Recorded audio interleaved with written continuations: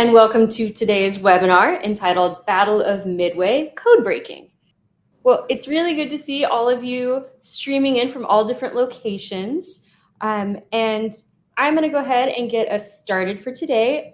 To start with, I am going to introduce Amanda from the International Spy Museum, and she is going to introduce our guest speaker today. Hi, everyone. Good afternoon. I'm Amanda Olkey, Director of Adult Education at the International Spy Museum in Washington, D.C., and we are so delighted to partner again with the National Museum of the Pacific War for a second program. And we are extending the collaboration even further with the National Cryptologic Museum. And I'm very, very much looking forward to hearing the presentation today from my friend and former Spy Museum historian, Dr. Vince Houghton. He is now the director of the National Cryptologic Museum at the National Security Agency. And you might be surprised to know that you, as a member of the general public, can visit this museum. And it's really cool. I have been there. Thanks very much, Vince, for letting us old colleagues come and see you. Vince is also the author of several books, including the bestseller, Nuking the Moon. So I am really looking forward to hearing what he has to say today. All right, well, thank you, Amanda. Thank you, Lauren. It's great to be here. I'm an old resident of Texas. I lived in Central Texas for about 8 years until it got way too hot for me. And I enjoyed most of the time there. So nice at least to be virtually back in the Lone Star State. Today we want to talk a little bit about cryptology during the Battle of Midway. And Midway is really an interesting topic. It is one of the things that at the National Cryptologic Museum, we only have one battle that we actually walk through as a narrative study. We don't actually look at a lot of other narrative stories in the museum, and Midway is very unique in that regard, and there's a reason for that. And one of the big reasons for that is that Midway is a battle which was not exclusively won by cryptology, because of course, you know, the sailors, Marines, airmen, soldiers are the ones who actually win the battle itself, but one that cryptology played such a vital key role in helping to win. I mean, this is true of every battle since the beginning of time. There's been some kind of element of cryptology, whether it's breaking a code or a cipher, or doing what we call information assurance or information security, protecting information and communications with codes and ciphers. No matter what, it's around, but there's different levels of how important it was. And there's very few, if any, battles in world history where cryptology played a more vital role than in the Battle of Midway. And another reason we focus on this is because of how decisive the Battle of Midway was. I'm a military historian. If you put 1,000 of us in a room together, we would argue for days about what does it mean that something is a decisive battle.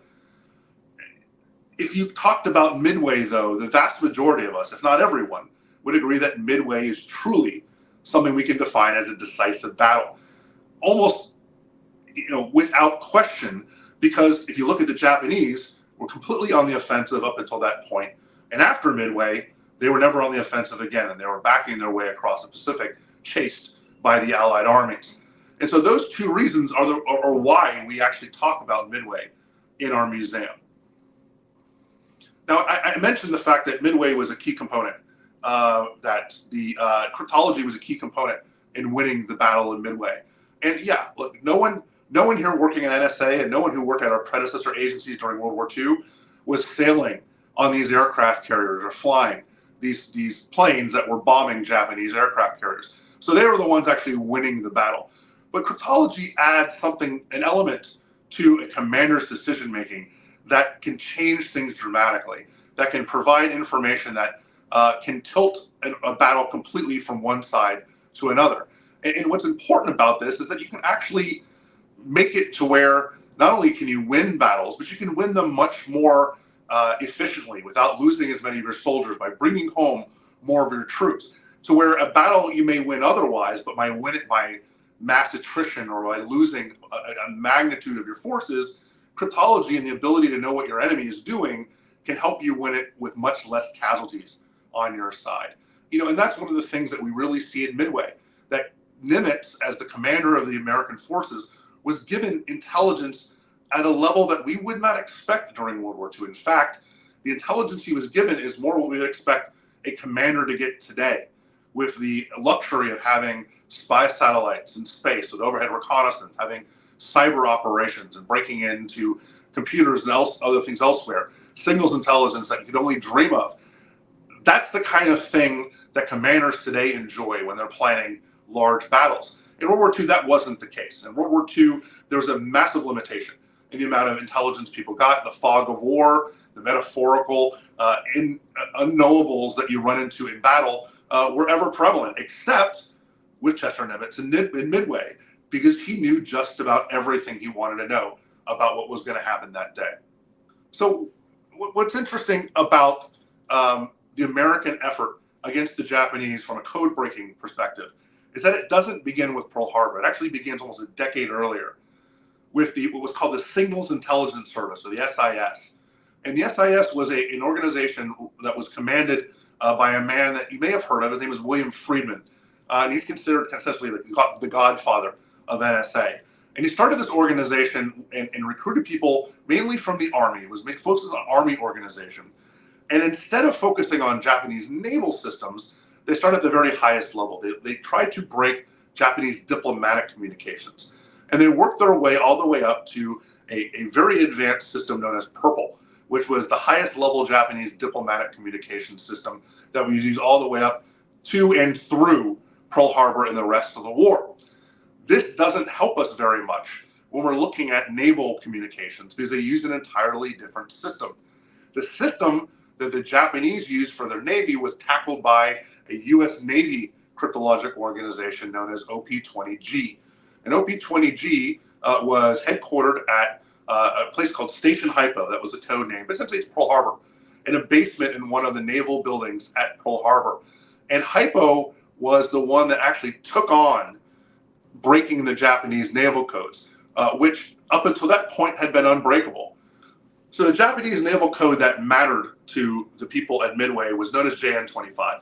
This wasn't what the Japanese called it. This is what we called it. This is a code name. JN stood for Japanese Navy, and 25 because it was the 25th iteration of this Japanese naval code. And I'm calling it a code and not a cipher. Unlike Enigma, unlike Purple, which were cipher systems, this was a code, and we can explain later the difference. But essentially what it was you had a book, a code book, that had over 27,000 words in it, and each word corresponded with a 5-digit number.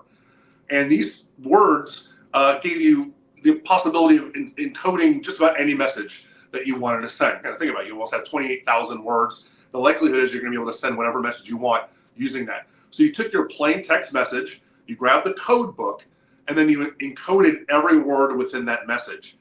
But that's not it. Then you took a separate book called the additive book, which had about 30,000 different possibilities in it. And on top of the coded the words that you already created, you added on a second 5-digit number. Essentially, you added them together using what's called false math, false addition, where you don't carry the one. And that finally gave you that 5-digit number that you radioed in the clear. So if we're intercepting this, all we're getting is garbled numbers that actually don't mean anything to us. And so we can't read any of this stuff unless we first figure out a way to strip off the additive, right? Get it out of there, and then tackle the code itself. And again, this is not a cipher system. So this is not something you can do through brute force mathematics, like was done at Bletchley Park against Enigma, or was done by SIS against Purple. This had to be done using a combination of just critical thought, patience, a lot of patience, and one ironic thing that the Japanese serve us up when Pearl Harbor is attacked. So Station Hypo was commanded by a man named Joe Rochefort. And Rochefort was not what he looked like in this picture. Yes, he was a naval officer, but this is probably the only picture of him looking somewhat military. Rochefort was definitely eccentric. Most of the time he was walking around in the basement of Pearl Harbor wearing a bathrobe, slippers, and smoking a pipe. Very Hugh Hefner-esque. They didn't really come out of the basement for weeks at a time because they were busy trying to break these codes. Anytime a field grade officer, an admiral, or somebody went down there, they couldn't believe what they saw or that what they smelled, because in the summertime and even in the winter in Hawaii, this was warm. There's not like there's a lot of air conditioning going on here. But these people were dedicated. These people were brilliant. And Rochefort was the commander that couldn't be replaced at this point. No matter how unorthodox his methods were, no matter how weird he was, the admirals put up with him because of the effectiveness of his operation. And what Rochefort and his team noticed, and what was a gift that kept on giving, was even though Pearl Harbor and the several attacks that took place around Pearl Harbor, like against the Philippines and the Dutch East Indies and other places, even though those were tactical defeats for the United States and the Allies, for as far as code breaking is concerned, they were strategic victories, because the operational tempo of the Japanese, the fact that they were doing so many operations and so many attacks and so many missions and so many aircraft were in the air and so many boats were moving, all of this required communication. And all of this required communication along the Jan 25 system. So OP-20G at Station Hypo now had thousands and thousands of examples of how this code worked. And through patience and through some really, really extraordinary leaps of faith and critical thinking, they were able to strip off that additive first. And once the additive was stripped off, they could tackle the code itself. And so by early May of 1942, Station Hypo had a pretty good idea of how to read Jan 25. And some of the messages they started seeing were somewhat frightening, that there was going to be a major attack by the Japanese somewhere in about a month. The problem was, even though they had broken Jan 25, the Japanese were still encoding place names inside their messages. So another level of cryptology that had to be broken. And in this case, the Japanese were not being specific about what island they were going to attack or what location. Instead, they called it AF inside all of these coded messages. What most people assumed, certainly Rochefort and his team, was that AF made sense as being Midway. This wasn't something that was all that far afield when it came to understanding the kind of strategic implications of Midway. It was very important, both for the Americans as a strategic position within the Middle Pacific, but also to be key for the Japanese if they ever hoped to keep kind of island hopping across the Pacific to the United States. Midway was a natural next step, especially after the Battle of Coral Sea, which takes place just before it. But you couldn't kind of guess this. You couldn't go to Nimitz and say, hey, look, I think AF means Midway. I think this is something that makes sense. I mean, we all kind of agree that Midway would make a lot of sense for the Japanese to attack next. You can't dedicate your entire surface fleet to defending an island if you don't know for sure that this is going to be the target. And so Nimitz said, like, I can't do this. You need to figure out what AF is. You need to break that code. And so the team at Station Hypo came up with what we consider today to be one of the most brilliant disinformation campaigns in military history. They had Midway Island released in the clear, which meant it wasn't enciphered. It was over a radio that anyone could hear, a plea back to Pearl Harbor saying, our water reclamation plant broke. If someone doesn't come out and fix it, we're not going to have any clean water. So that was sent out for the whole world to hear. That wasn't true, but that was sent out for the whole world to hear. And then soon thereafter, Station Hypo was actually able to intercept the coded communication that said AF is out of water. That was what it took. That got them to the point where they knew now for a fact that AF meant Midway, and that's what opened up this world to Admiral Nimitz, because not only did he know where the attack was going to take place, but he understood things like the order of battle. He understood things like how many ships were coming, how many different types of ships were coming, and when they were going to be there, what direction they were coming from. And all that was incredibly important. And the timing of this was absolutely key, because as you can see here, at the end of May, so right before, about a week before the battle takes place, the Japanese, as you do from time to time, changed everything. They recoded their entire Jan 25 system, issued new code books, issued new additive table books, so that everything that that OP-20G had done up to this point was completely useless up until the Battle of Midway. And even if they hadn't done that, the Japanese Navy ordered a complete radio silence for all the forces going toward Midway and that other task force that you may have heard of, a team going to the Aleutian Islands. One part of the United States that was actually invaded during World War II was a couple of very sparsely populated Aleutian Islands. So the timing was impeccable of OP-20G. Because like I said, they provide Nimitz with just about everything he needs. And really one of the most important things he gets also is the fact that the Japanese were continuing to fight the Pacific War the same way they had done the several years leading up to it. What I mean by that is they assumed these battles were going to take a long time, that these were going to be protracted, drawn-out battles. And so they had multiple task forces that made up this Midway group, with the idea that the first group, which was obviously the carriers and the planes, would fix the enemy. Essentially, they would start the battle and they would bring the American forces into battle, not realizing they were there waiting. If they weren't there, they'd draw them into battle.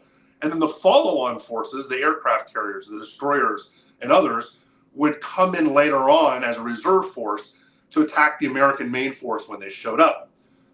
What they didn't realize, of course, was that the American main force was there waiting for them.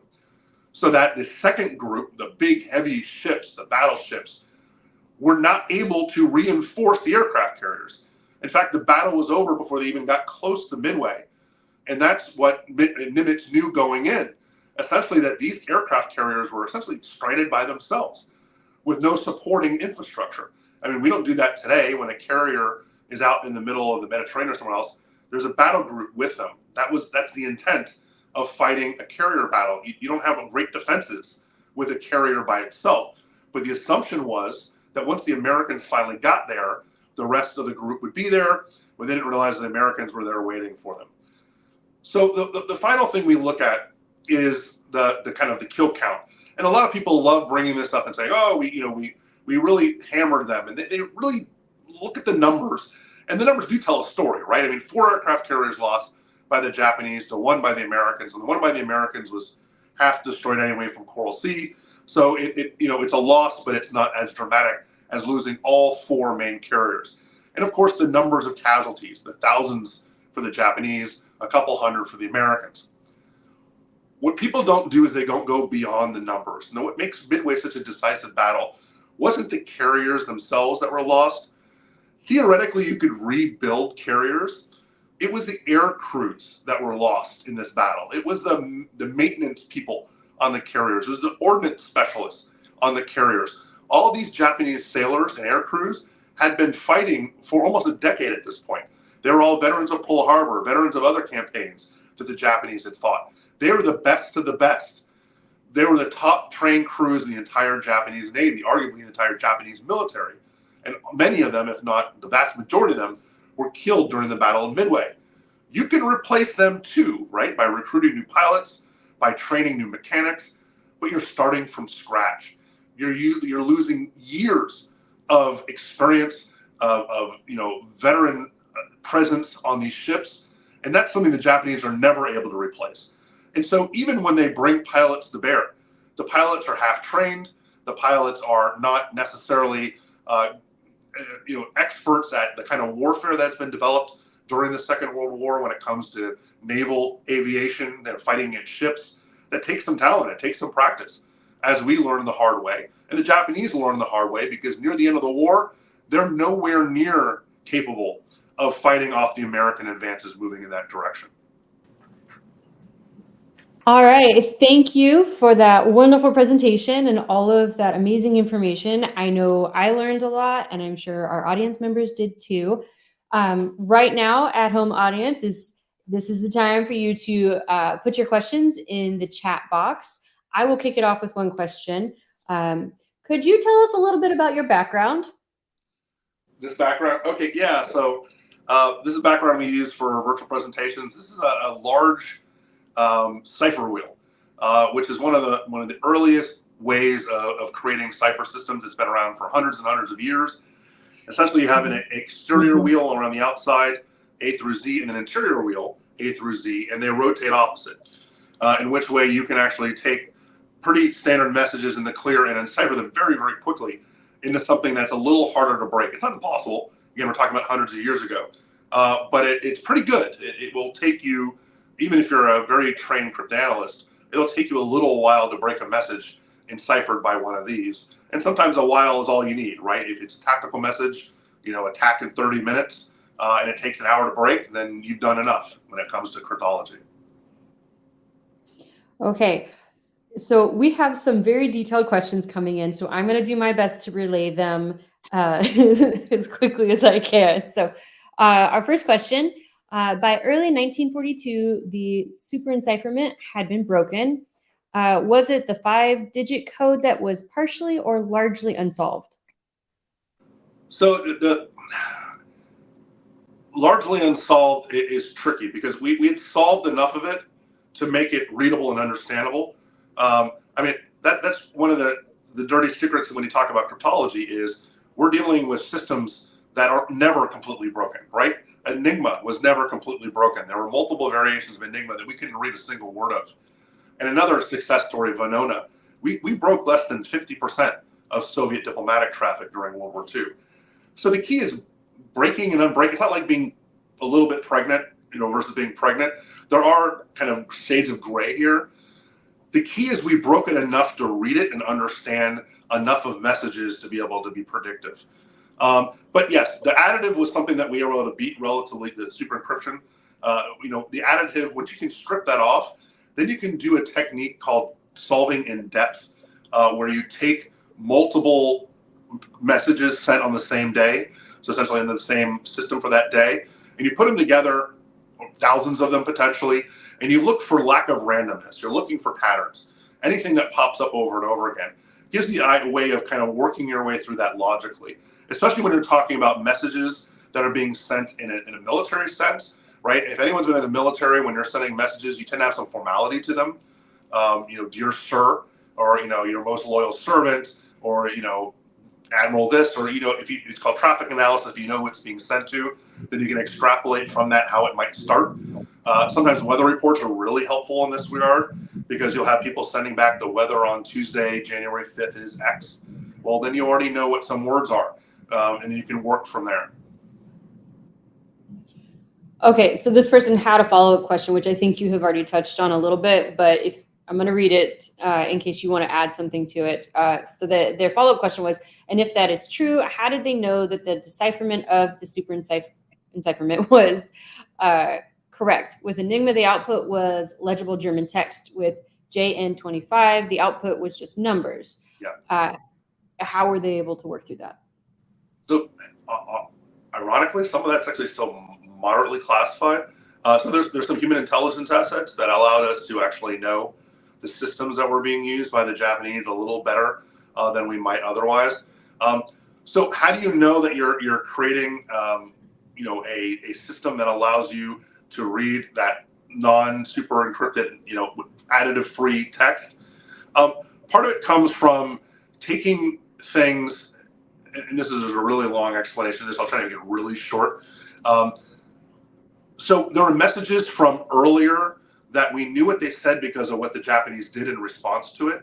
So if there's a message sent to a ship to do X, Y, and Z, and that ship did X, Y, and Z, then we can figure out what that message meant, right? So traffic analysis tells us that a message was sent to ship X. And within 20 minutes of that message sent, ship X changed position or changed direction to 320 degrees, or ship X began to launch its aircraft. Well, we assume that message means do that, right? Or a ship, goes from port A to port B, and the message they get right before they leave the port is the one that probably is telling them to do that. So from extrapolation, we're able to say, okay, the likelihood is this message is trying to tell us X, or is telling that ship X. If you see this enough, and again, if you've got thousands and thousands of messages that are sent during major battles, like again, the battle in the Philippines against the Dutch East Indies in Pearl Harbor, then you can start piecing these things together. This is not something done overnight. This is something done over months of hard work, 24 hours a day, with dozens and dozens of people never sleeping, rotating, making sure that they're able to chip away at this stuff. The answer is when they're able to strip stuff off and start, building some of these kind of coded words and what they might mean, then you can see it starts making sense. And again, it was never completely broken. But if you can break it enough to understand the gist of the message, then you can provide the intelligence that can help decision makers do something, and predict that information. Okay. All right. The next one is a long question as well. So, did the intelligence Nimitz have go as far as the IJN motives for the Midway operation? Did he understand that a major intent for the battle was to lure out and subsequently destroy the remaining U.S. carriers, or did Nimitz only understand the battle plan to be an assault and subsequent invasion of Midway Island? To what extent did Nimitz understand why the IJN sailed in the formation that they did? I'm not sure Nimitz cared all that much about motivation. I think he could have extrapolated that based on how the Japanese military or the Navy was spread out. There was no reason to do that other than to have follow-on forces to fix and destroy the enemy. Nimitz understood strategies as well as the Japanese did. I mean, basically everyone who was an admiral at the time knew that they'd all read Mahan. They were all working from the same playbook. And so while Nimitz probably could look at that and understand what the Japanese were trying to do, I don't think he cared. Because at this point, ambushing these carriers was a win in itself. In doing so, without even having your carriers seen by enemy forces, other than the aircraft, was a win in itself. And you could keep them there, and you can make sure this battle is over before anybody else even shows up. Then it really doesn't matter what the Japanese are thinking.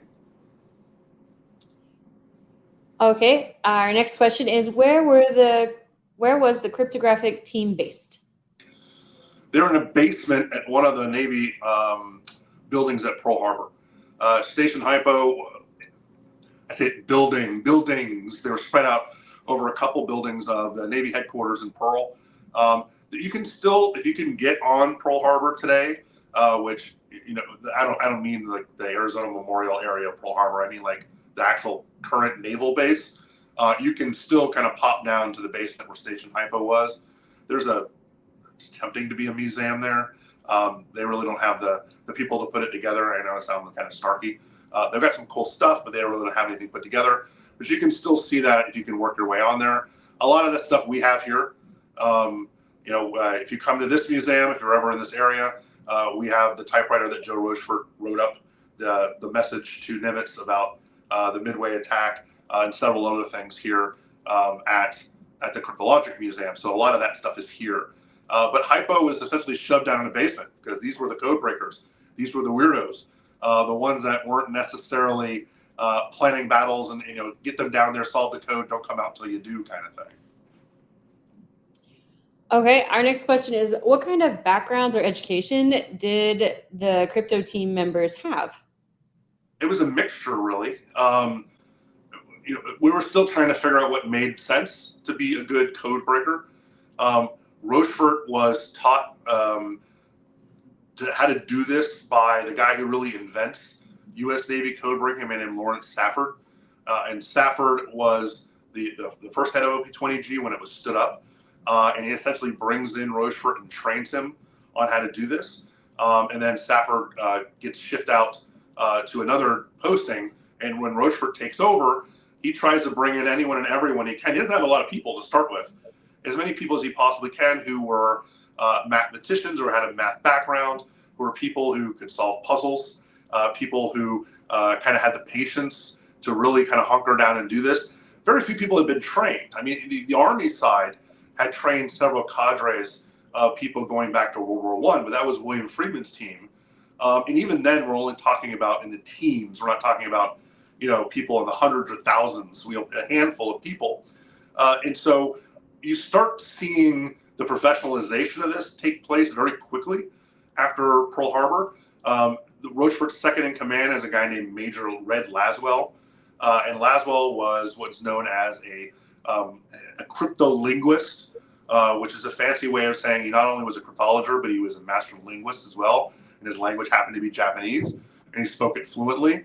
And so Laswell starts kind of people coming in that are more of the professional class, people that are brought in to do cryptanalysis, not people who are kind of there and you grab them because they might be able to do a crossword puzzle effectively.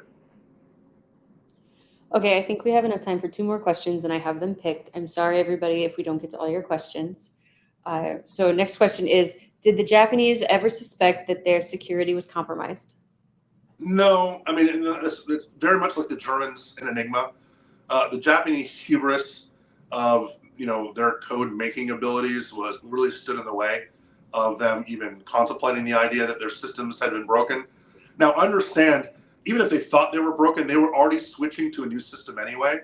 So Jan 25 was done at that point. And so even if they had known it was broken, they'd already done what you would have done anyway in order to to effectively make that moot by moving on to a new system. They had no idea purple was broken. If you wanted to switch over to the diplomatic side, they continued to use purple until the very end of the war, and gave us some wonderful information about Germany, because the Japanese ambassador in Nazi Germany, a man named Hiroshi Oshima, was quite good at sending back information about German defenses and German economic systems and the shortages they had along using the purple system back to Tokyo, which we intercepted and read in real time. So really the only potential commander during World War II that could rival Nimitz's knowledge of the battlefield was Eisenhower when he was planning D-Day, because of all the information that was sent back by the Japanese about German defenses were read in real time by the Americans. What really shifts the balance at this point is that the Japanese are no longer on the offensive. They're no longer running at an operational tempo like they were at the very beginning of the war. They're moving backward at this point. And so there's a lot less Japanese naval traffic in the first place. Now, we do break another series and multiple series of Japanese messages from the Japanese Navy. But at this point, there's not much of a Japanese Navy left. This is really wipes it out for all intents and purposes. There's the merchant marines and there's some other elements of the Japanese Navy, but for the most part, they're no longer an effective fighting, certainly not an offensive fighting force, and they're barely a defensive fighting force from this point forward. Okay, our last question for the day is, why were the US codes so much more secure? Did the Japanese put the same amount of effort into breaking the US codes as we did into breaking theirs? They weren't more secure.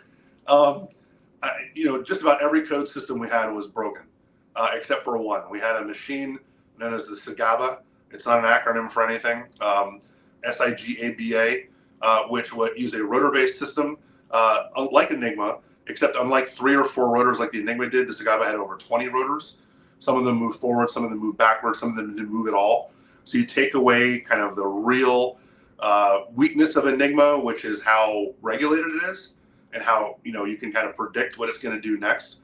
As far as we know, and at this point we should know everything, the SIGABA was never broken during World War II, and that was used for the very highest level communications. Like the SIGABA we have here in the Cryptologic Museum was used for every communication from FDR to Churchill during the war. That's what you're using these for. But a lot of our other coding systems and cipher systems were broken. The M209, which is the most tens and tens of thousands of them were built during the war, which is essentially a tactical communication system. That was broken by the Germans and the Japanese and even the Italians. And they could read messages from that in about an hour. Over lunch, they could break the M209 messages. But most of those were being sent like in 10 minutes attack. So go ahead and break it in an hour. It really doesn't matter because the battle's already over. Ours weren't that much better. We just changed them a lot. We made sure when we sent messages that mattered, we sent them over extremely secure systems. And because we had broken their codes, we didn't have as much hubris as the Germans and the Japanese did.